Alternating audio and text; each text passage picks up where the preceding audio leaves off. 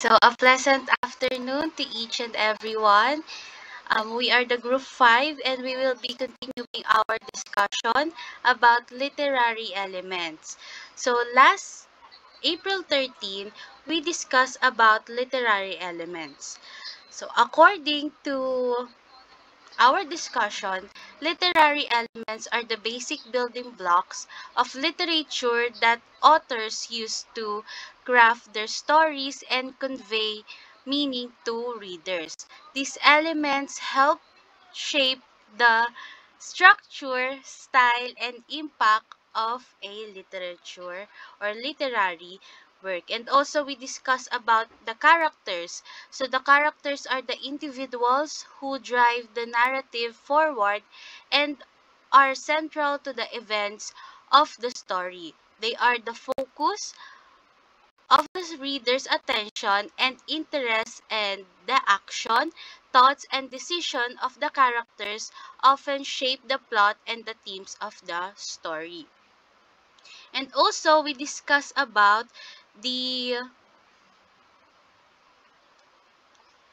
round characters. Okay, we have uh, two examples of round characters. We have Harry Potter and the Beast from Beauty and the Beast. So Harry Potter is the perfect example of round character that is developed over the course of many books. So his feelings, personalities, and history are slowly revealed as we learn more about his family situation, and we see how much it affects him as a person. And also the Beast from the Beauty and the Beast is a fantastic example because he is a angry beast, bitter and hidden away in his tower. After some time, we learn why he is what he is and why he hides.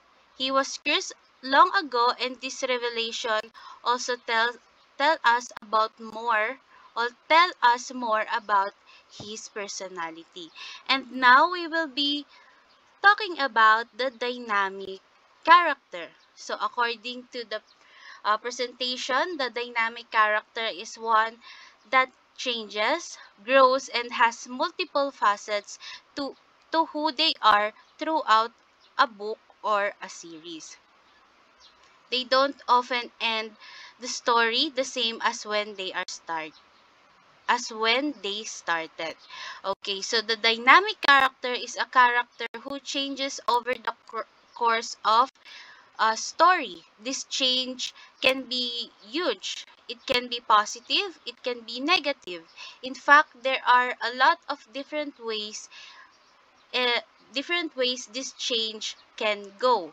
So for the majority of the stories out there, a dynamic character has what's called a positive arc, where they improve in some way during the plot. However, it's possible for characters to have a negative arc, where they end up worse off than when they started. These are more rare but can be extremely powerful. So there are even more rare instances when a character arc might seem flat but it is actually dynamic.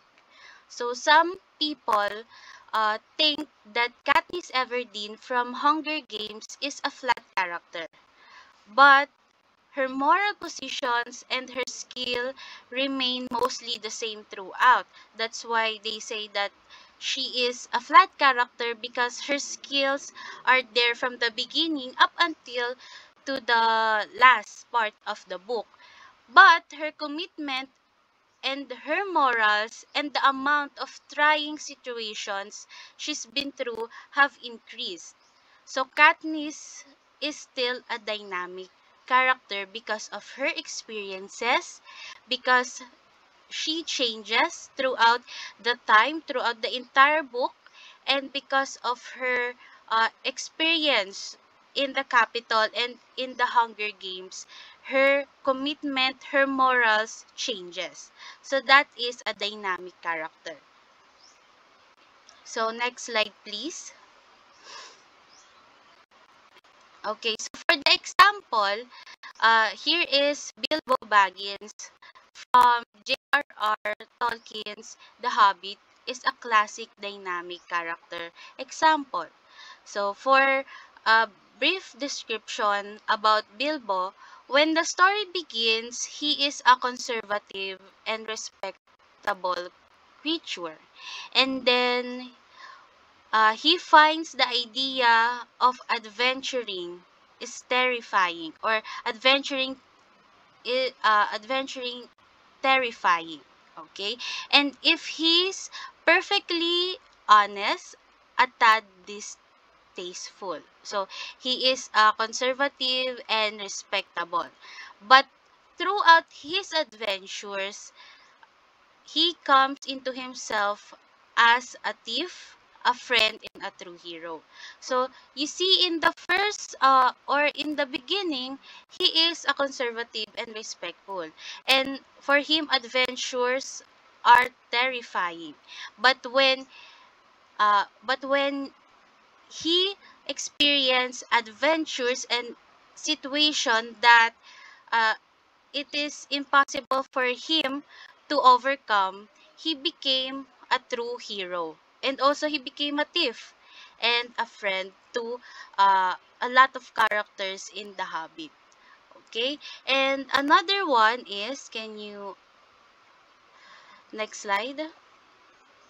Okay. So, Sarah Crew, the protagonist of Hudson Burnett's The Secret Garden, broke the mold of classic little girl stories by being ornery, self-centered, and generally disagreeable. So, Sarah Crew is not your she is not your typical little girls in a children's literature. She is self-centered, and she is doing a lot of mean things. She is bullying her maids, bullying her maids' childrens, bullying her sisters and brothers, and even her classmates. So in this, Sarah Crew in the beginning is a self-centered and generally disagreeable. But in the end of the story, if you want to read the book, she became a caring and kind little girl because of what she found out throughout the entire book, and what she realizes in her experiences. So that is a dynamic character. From the beginning, they are different from the end. Okay, when if they are good in the beginning, they are different in the end. They became bad or even worse. Okay, another type of characters is, can you please next slide? Yeah, a flat character. So a flat character is a character with little to no complex emotions, motivations, or personality. They also don't undergo any kind of change to make them more well-rounded. Okay. So, if the round character and the dynamic character, there's changes. There are a lot of changes, bad changes, good changes, but here in the flat character, they don't have any changes, and they stayed and their personality and their attitude stayed remain the same as the beginning until the ending. So the characters here, the examples here is Crab and Goylee. So they are both example of a flat character. They are present throughout all the books, but we still never learn much about them. So they are Draco Malfoy's friends or sidekicks. Readers are very familiar with them, but they don't know much beyond their surface level personality. They serve a purpose within the story. They help Malfoy carry out his uh, plan, his schemes to Harry Potter, but they aren't anyone's main focus. Readers are not emotionally invested in them and probably don't care much about what happens to them. Another example is, next slide, Lady Tremaine. We all know her, the iconic stepmother, the stepmother of Cinderella. So she is mean, cruel, and downright evil. Her intentions are bad, and that's the end of it. So in the beginning, she is cruel and mean up until the end of the story of Cinderella. She never changes. She will create a plan to stop Cinderella to become a happy person or to be a successful woman. So that is the three types of characters. We have the round character, the dynamic, and the flat character. And now let's move on to the point of view. So the point of view is the perspective from which an author presents a story. A perspective shaped by who is telling the story and how much this narrator knows. So the point of view in a book is like the angle from which someone tells a story. So it depends on who is telling the story and how much they know about what's happening. If the narrator is a character in the story, they can only tell you what they experience and know. And if the narrator is not a character and knows everything, they can give you more details about what's going on. So the point of view also influences how you feel about the characters and what you understand about the story. It's like looking at the world through different lenses and each offering a unique perspective. So there are types of point of view. The first one is, next slide please. So the first person. So the first person, when the narrator is one of the characters in the story and refers to himself or herself as I and me. And the author is employing the first person point of view. So this is the first person. She or he is one of the characters in the story, and you can recognize the first person POV when it uses I and me. So for example, I I clean my room because of how much dirt I see and etc. And also when the character has something in his or her mind. Okay, so you can recognize this first person POV when the character or the narrator is using I and me, if it is referring to himself or herself. The next one is, okay, so then this is the example of the first person POV. So I volunteer as a tribute. As we can see, it is Katniss Everdeen's POV or point of view, because as you can see it, she uses I. So we can recognize that it is a first person point of view. Another one. Next slide please. Okay. From Harry Potter, I'm going to bed before either of you come up with another clever idea to get us killed or worse, expelled. So this is his point of view. Okay. And the next one is, next slide. Okay, the alternating point of view. Sometimes an author will write a story that is told in a first-person accounts by two or more characters, called alternating point of view. Often, the author shifts narrators each chapter and a angle incident is sometimes told from two or more points of view. So here, alternating point of view, when the chapter 1 is all about the main character's point of view. And then the next chapter, it talks about the uh, side character's point of view. For example, in this chapter, this is Cheryl's point of view. And then in the next chapter, it is Richelle's point of view. So alternating. The author can make first-person accounts by two or more or all of the characters in the story. So that is alternating point of view.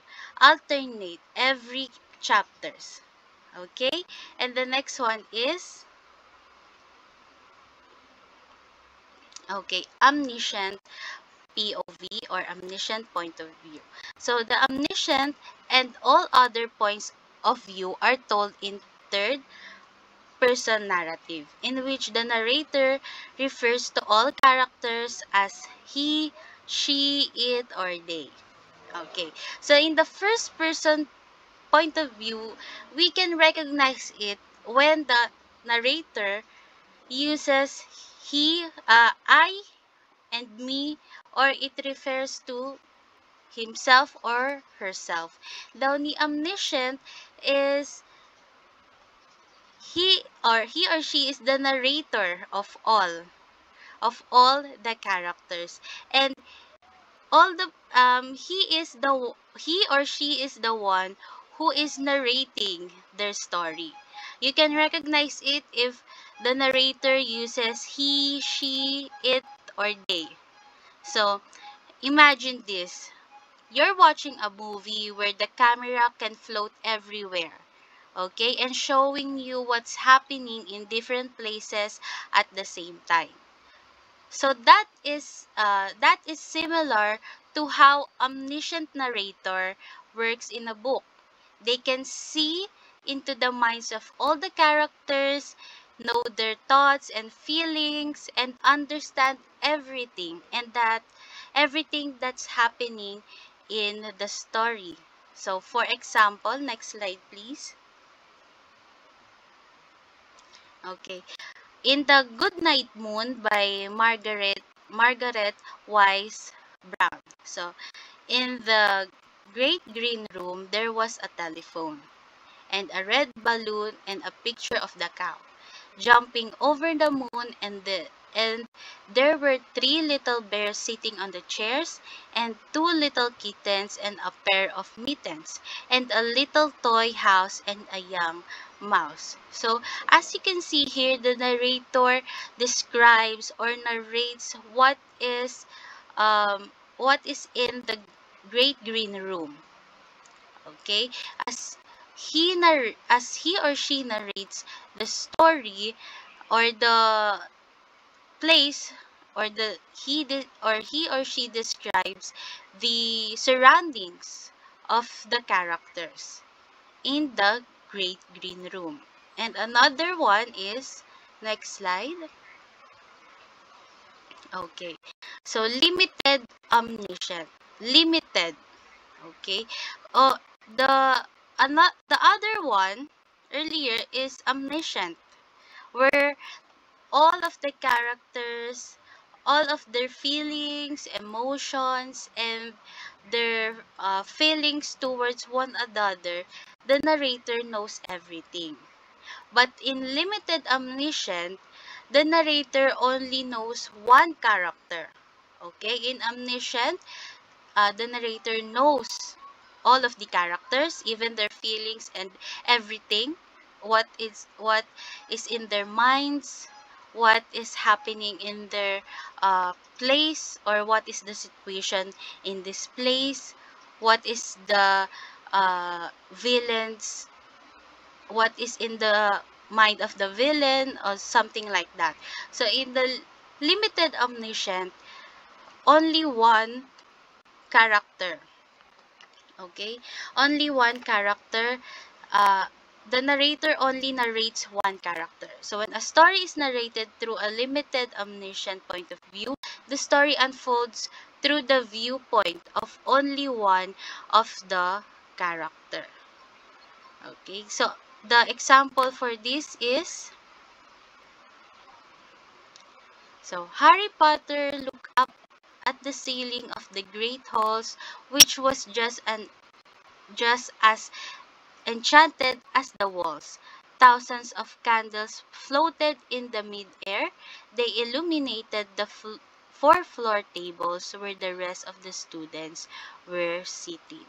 So, as we can see, the narrator narrates what Harry is looking at. Okay, it describes what Harry can see: the ceiling, the candles, the tables, and the students. Okay, so this is the limited omniscient. It's like this is the character and this is the narrator. And the narrator is the one who explain or describe or or um, telling us what Harry is doing, or what he wants to do, or what is on his mind, or what he can see. So that is the limited omniscient. And the last one is objectives. So in the objective point of view, the reader learns about characters only through their action and speech. The narrator does not enter the minds of any of the characters, but rather takes a reporter's view, presenting only facts. So in the omniscient, in the limited omniscient, so the omniscient, they can see everything. As I said earlier, even the feelings and emotion, as well as the limited omniscient. Even though only one character, uh, the narrator only narrates one character, the narrator can still see the feelings, or can see what's on their mind, or even their emotion. But in this point of view, the narrator only describes the action, narrates the speech, not their what's on their mind, or their feelings, or their emotions. Only what they do. Okay, and the example for that is, next slide. So, this is the example. It was a bright, cold day in April, and the clocks were striking 13. In 1984 by George Orwell. So this is one of the example of the objective point of view. The narrator just describe what is in that place, and it never talks about the emotions. Another example, oh, there's none. So I will give an example. So for example, the objective point of view is Cheryl is sitting on the couch. That is an objective point of view. The narrator only narrates what is the character doing, or what is the actions of the character.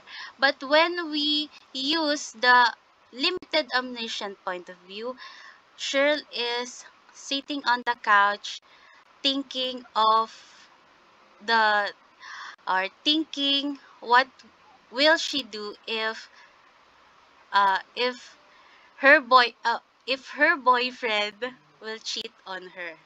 Okay, so that is the um limited omniscient, when I, the thinking, or the mind, and the emotion, and the feeling of the main character, or every character is can be narrated by the narrator.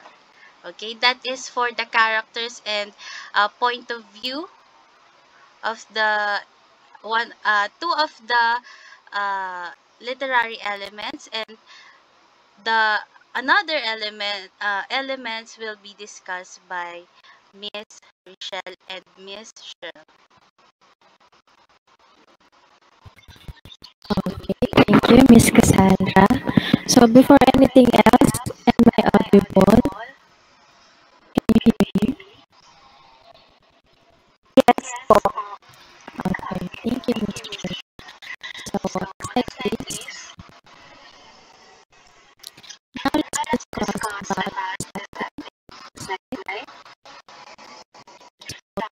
is where and when the story takes place. It includes topography, climate, and weather, when these are integral to the story. Next slide, please. The setting may play a significant role that has an impact on every other aspect of the book. It may be inconsequential and very mentioned, or it may not be mentioned at all, according to Brown and Sentence, 2007. So later on, we will see how a book turn out if it has no setting mentioned. And setting has different types of characteristics, starting with realistic. Next slide, please.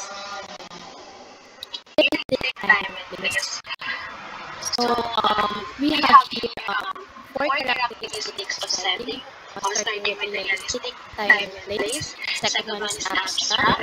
Third one is cover. It could cover a time span. Could be it could cover a day or even decades. So the last one is when the title of a book includes its setting, expect the setting to be a major element of the story. Next slide, please. So the first one is the realistic time and place. So this book, written by Judy Blume, entitled "Are You There, God? It's Me, Margaret." So it's a beautiful book. I recommend you guys to read it. So it's all about Margaret who moved out from New York to New Jersey and met her friend Nancy. So Margaret she's confused about what to get or what to choose when it comes in religion. And when she met Nancy, she was shocked because Nancy is so knowledgeable enough about puberty stage. So she knows about menstruation, the body parts of the girl that will change during puberty. So si Margaret para siyang na-culture shock. Kasi nga, she's confused about the religion that she will choose. Then, hindi siya aware na may ganun pa pala nangyayari sa mga babae. So, may mga ibang concerns pa pala na mangyayari sa isang babae before or during puberty stage. So, it's realistic because this is contemporary novel, which is a fiction, that it can happen nowadays. So, next slide, please. So setting could be abstract. So the best book example for this is entitled The Lion, The Witch and the Wardrobe. So this is the chronicles of the lion where Lucy saw a wardrobe and she says, it's a magic wardrobe. There's a wood inside and it's snowing. So although they do not know what place it is, they still entered the wardrobe and they discovered the world of Narnia. So the setting is abstract, it's confusing, they do not know what place it is, but they are willing to discover. Next slide, please. So setting could also cover a time span. So it could cover even a day or even a decade.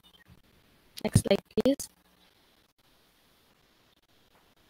So setting as major element of the story. So setting could also be the major element of the story. So if it's mentioned within the title, so it is understood that the place is a crucial part of the story. So the best example for this is the little house on the prairie. So prairie means a large open area of grassland.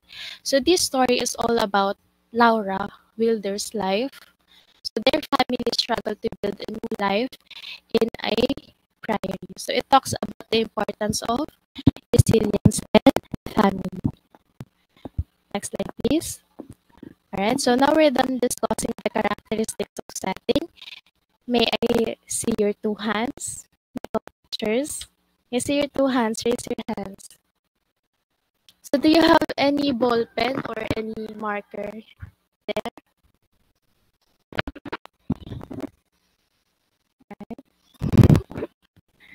Okay, so may I see your two hands? Just write BS on the left side and IS on the right side. So these two, raise your hands.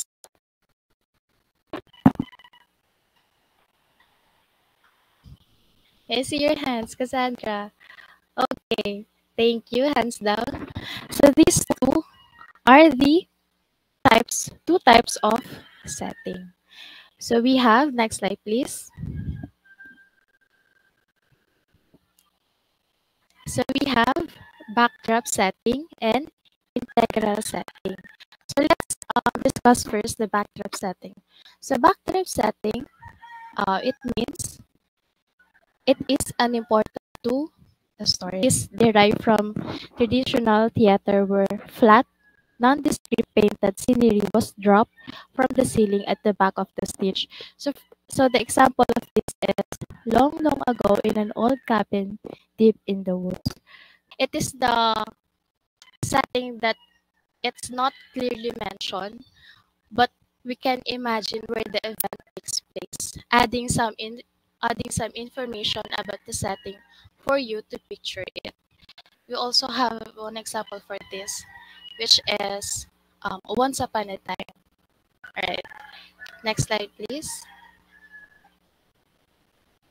So we also have integral setting. So this is essential to the story. So the story could not have taken place anywhere, but in the settings that's specified by the author. Authors should not resort to multiple pages or tedious description. Tedious means it's hard to, it's hard to analyze, it's hard to understand.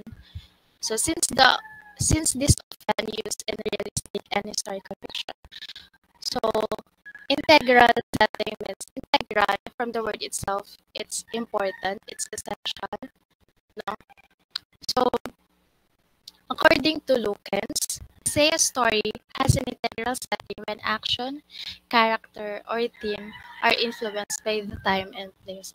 So for example, the author says that the event happened during 1960s. So it's understood that women in that time dress modesty or like feminine, and people do not possess or benefit from the advancement of the technology just like us nowadays.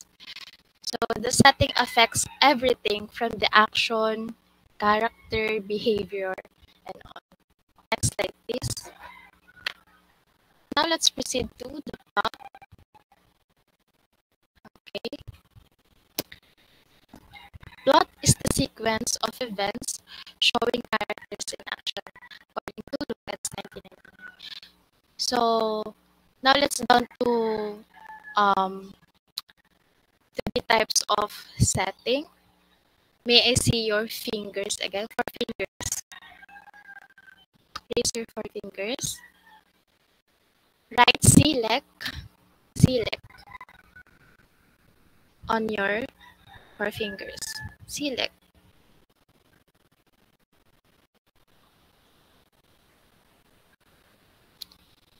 Select.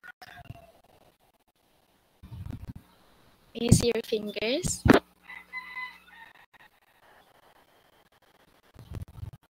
Let's wait for Cassandra. Okay. Fingers down. Hands down. Okay, thank you, my co-teachers. So let's proceed to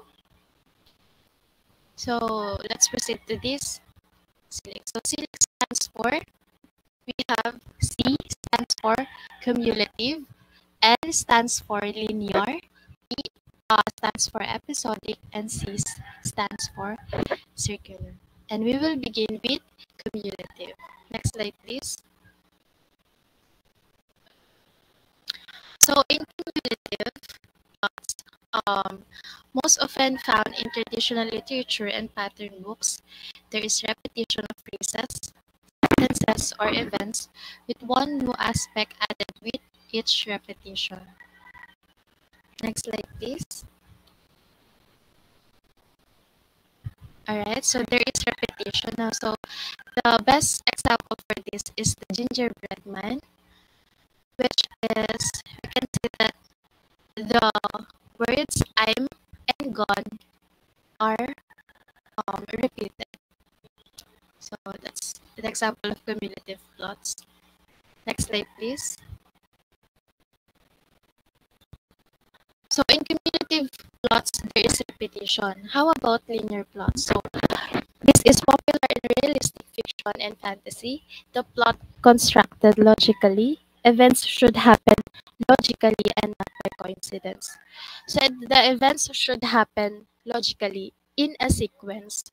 So the best example for this is, next slide please, is entitled Swimmy, written by Leo Leonie. So it has beginning, middle, and end. Sorry, this is the beginning. So the characters and setting are introduced, and the central problem of the story is revealed. So as what I said, characters, setting, and conflict are introduced, as well as the plans. Next slide, please. So we have the middle. So the main characters attempt to overcome the problem and meets with obstacles or participates in a series of events that lead to the solution of the problem. So meaning to say, in the middle, the protagonist will try to overcome the problem and meets the solution at the end. Next slide, please. Alright, so we have the end. Either the problem is resolved or the main character learns to cope with it. So at the end, the problem is either solved or not. So those are the three parts of linear plot. We will now proceed to, next slide please, episodic plots.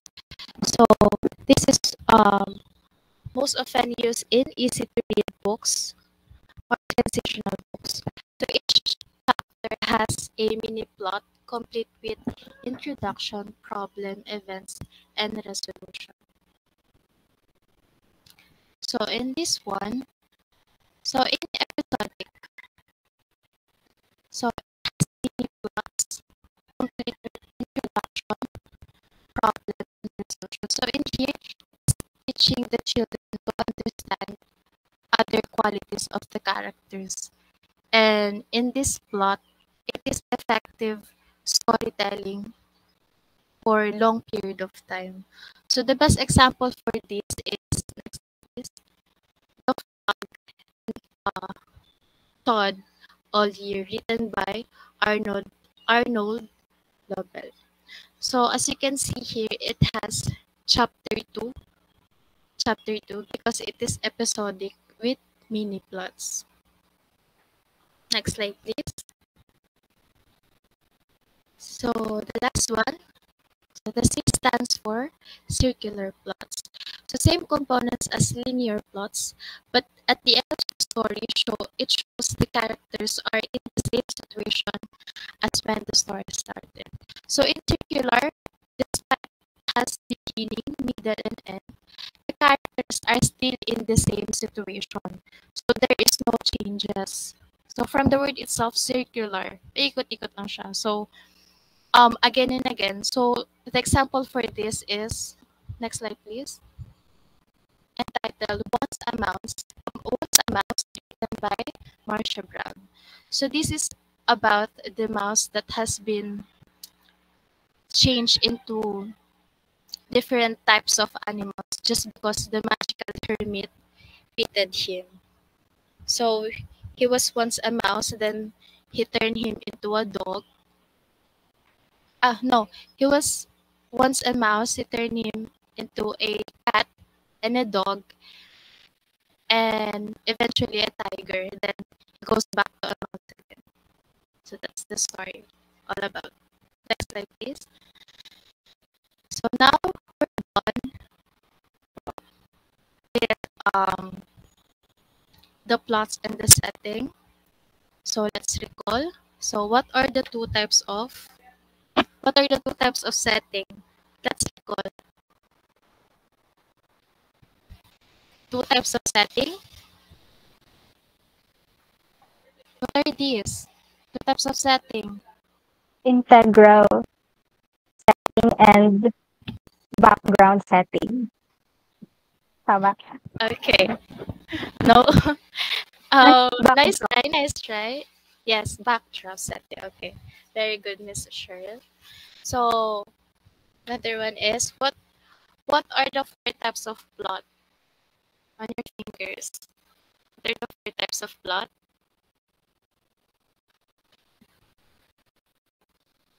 You can unmute yourself. Plot. C stands for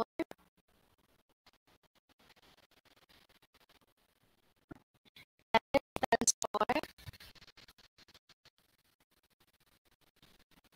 E stands for Episode C stands for circular. for okay.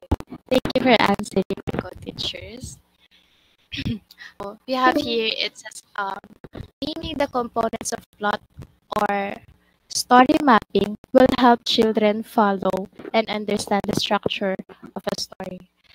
So now we have a story mapping following the structure of the story or the plot of the story. Next is that is story mapping. So this is an example of story mapping. So we have here entitled Cookies from Frog and Toad Together, written by Arnold Lovell. Okay. So the characters are Toad and his friend Frog. So the setting takes place in Frog's house in a garden. So the time is summertime in the present day. So their problem is Frog and Toad cannot stop eating the cookies. So their goal is they want to have willpower to stop eating the cookies. So in the middle, these are the attempts to reach their goal. So first, they put the cookies into a box. Second one is they tie the box with string. Third one is they put the box up on a high shelf. So in the end, their resolution is Frog takes the cookies off the shelf and gives them to the birds. So that's the end of the story entitled Cookies. Alright. So much for that. Now we have the flashback. So says here, give the reader background information that adds clarity or perspective to the plot, but does not fit into the chronological flow of the plot line, according to Brown and Stephens 2007. Alright, so flashback this is also unnecessary. So it is stated unless the story needs for background information. Next slide, please. So, flashback, a device similar to exposition, passages in which the narrator briefly tells what has happened before the story opens. So, it indicates what has happened before. Same with exposition. So, it explains the beginning or the event before the story begins. So, next slide, please. So for foreshadowing, a hint at a forthcoming event. So these are the clues to the readers to prepare them for a coming event in the story and to build anticipation. So opposite to flashback, we have foreshadowing. So this one is the clue for a forthcoming event. It's like a spoiler, but it's just a hint for readers to build anticipation. Next slide, please. Okay, so we have conflict. So this is the interaction of plot and character. Tension is the necessary result of conflict. Without this, a book is dull, but with well-developed conflict, the story will create suspense. So, of course, we all know the conflict. So, without this, the book will be boring. So, it has no direction, it has no goal. So, this is important for the readers to connect or to wait for what will happen in the story. Slide, please. So, we have four types of conflict. So, the first one is character against self, character against another character, character against society, and character against nature. So I believe you have discussed this many times before during high school and tertiary level. So yeah, I think that's the end of my part. Slide please. We're now in the theme that will be discussed by Valeriano. Okay, so for the next literary element, we have the theme. The theme of a book is its central idea, the underlying message the author is conveying to the reader. So, in simpler terms, this is the moral lesson of the story. This is what the author wants the reader to learn from reading his or her work. Okay, so under theme we have first the explicit type. Sometimes the theme is explicit or stated directly by the narrator or a story character. So, for example, in the story Nina Rice, a children's book about adventure, one of the characters, their Uncle Anton, said, "If your mind is made up, all the facts in the world won't make the slightest difference." So, it's directly stated by the character, and the reader doesn't have to extract the words or other words from the story or interpret something from it. On the other hand, we have the implicit. More often, the theme is implicit or the readers have to infer from what happens in the story. For example, in Three Little Pigs, another children's book, people are portrayed as pigs in the story who plan ahead, build brick houses that are safer, are sometimes better able to keep bad things. So in here, these words are not stated by the narrator or the story character, whereas they narrate it or they directly state it. Instead, the reader have to infer these words or to express these words by his own. Okay.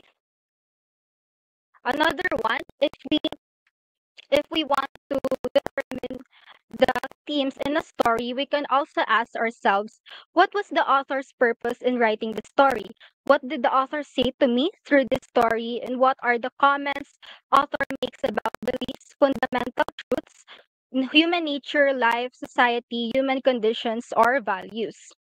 Another one that we can ask ourselves is, what is the common idea that ties the story together? So sometimes a book or a children's book could have multiple themes, and sometimes these themes could be vague or unclear. And that's why it would help us if we refer to these questions to determine what the theme of the story is. Okay, so now that we're done with the theme, let's proceed to the style. The writing style is the manner in which a writer expresses his or her ideas to convey a story. So, in style, it is what makes a writer's works distinctive from others. And if a writer has established his or her writing style, then a reader can easily recognize if this particular passage is written by this particular author, and they're already familiar with the author's way of saying the words or constructing the sentences. So let's discuss the techniques that an author can use in establishing his writing style. First, tone, which I will be elaborating on the next slides. And next one is the use of imagery, wherein we use words in describing a situation or a scenario using our senses. Figurative language, metaphor, simile, personification, those figurative techniques or speeches that we can use to describe a situation in our story creatively.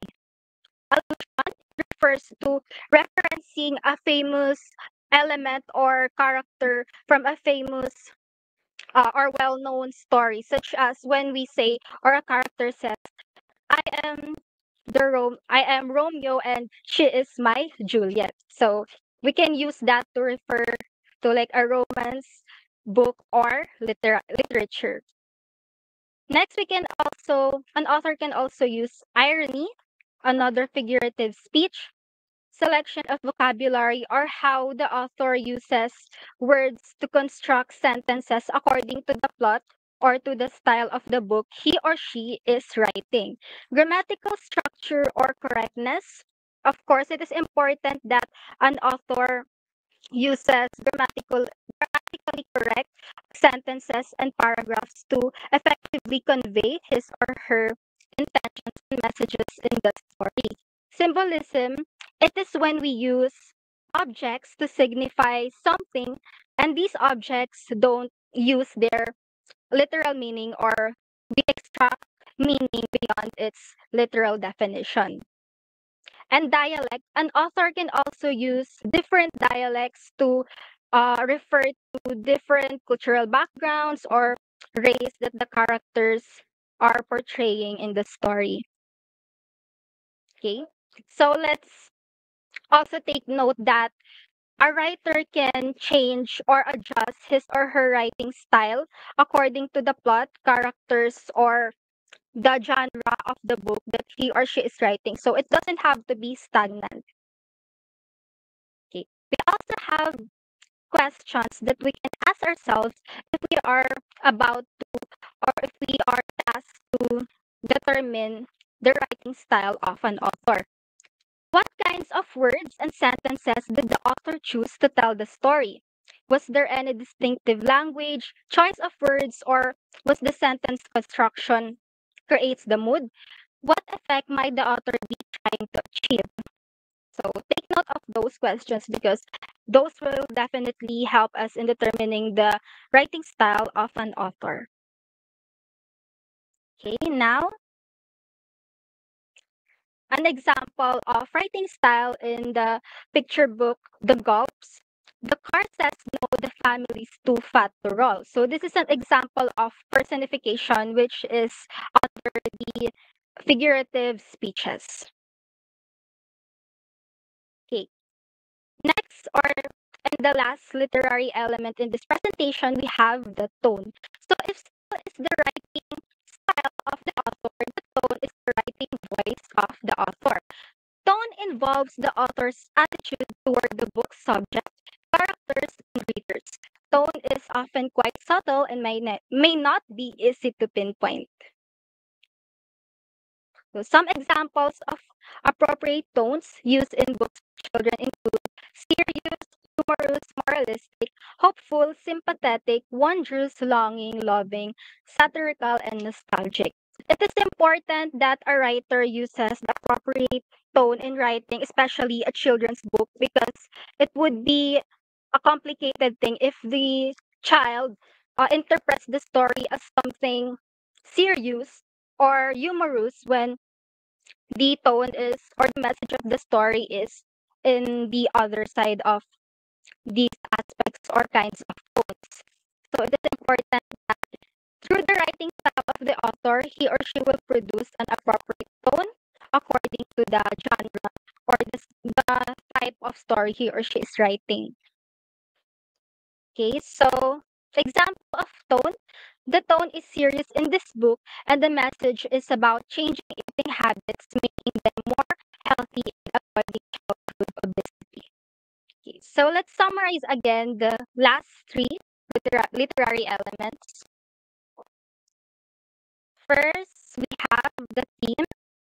It is the underlying message or what the author wants the reader to learn from the story or the moral lesson. So remember the two types under theme, the explicit and the implicit. Next one, style. It is the manner in which a writer, or this is his writing style, how he or she constructs the words and the sentences, and it is more on about how she says something in the story rather than what she says in the story. Okay, so these are the techniques that he or she can use. And lastly, for tone, it is the writing voice or how the author's tone is used in the story. If it is, again, if it is humorous, serious, or nostalgic. And that's the end of my presentation. Thank you so much for listening.